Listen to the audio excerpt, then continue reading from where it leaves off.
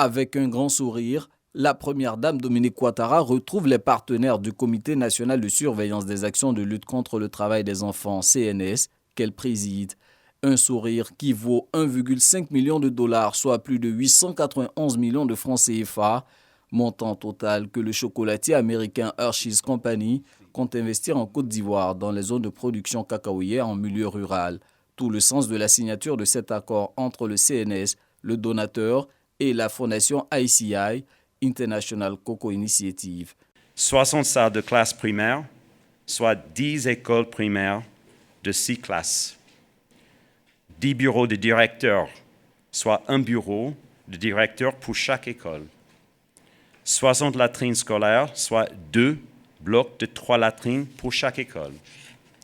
10 cantines scolaires, soit une cantine scolaire par école. 10 forages d'eau potable équipés de pompes, soit un forage pour chaque école. 1500 tables-banques, soit 150 tables-banques par école et 25 tables-banques par classe. De multiples acteurs publics comme privés implémentent des projets sectoriels dans le cadre de la lutte contre le travail des enfants dans la zone de production du cacao.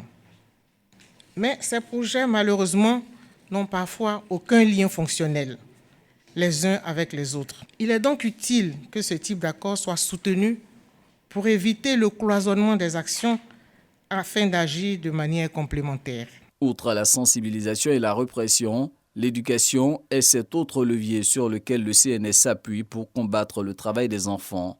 Nos employés à Hershey sont très fiers de savoir que chaque barre de chocolat que nous vendons contribue à soutenir les élèves de l'école.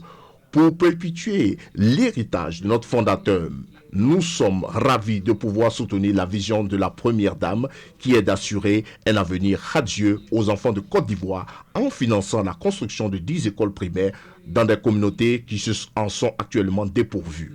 Madame la Première Dame, la lutte que vous menez à travers le CNS contre l'exploitation et le travail des enfants dans les zones cacaoyères est complémentaire de votre engagement avec la Fondation Kids of Africa en faveur de la scolarisation en Côte d'Ivoire. L'ensemble des réalisations prévues dans le cadre du présent accord vont contribuer à accroître le taux de scolarisation dans les zones ciblées. Toutes les commodités intégrées à la construction des infrastructures auront pour effet immédiat d'améliorer les conditions d'apprentissage et le maintien d'un plus grand nombre d'enfants à l'école.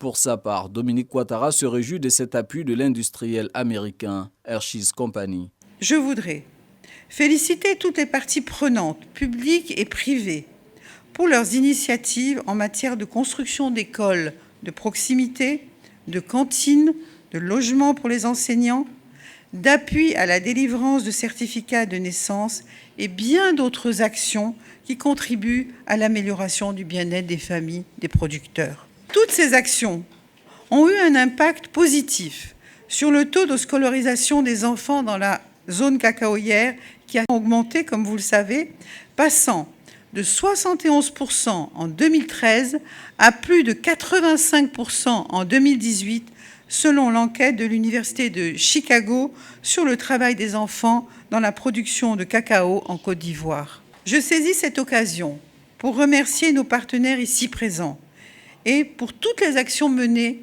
pour remédier au phénomène du travail des enfants. Je me réjouis également des résultats notables obtenus.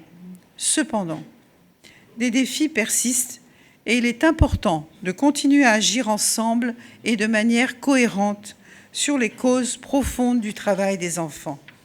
C'est pourquoi je voudrais remercier et féliciter l'entreprise Hershey qui s'est inscrite dans cette dynamique de construction d'infrastructures scolaires en prenant l'engagement de réaliser 10 écoles primaires entièrement équipées, 10 cantines et 10 forages dans la zone cacaoyère.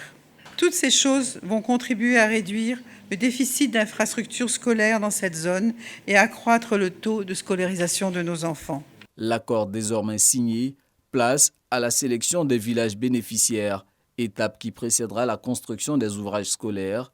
Le CNS est chargé du suivi et de la coordination de ce projet, quand la Fondation ICI est chargée de sa mise en œuvre.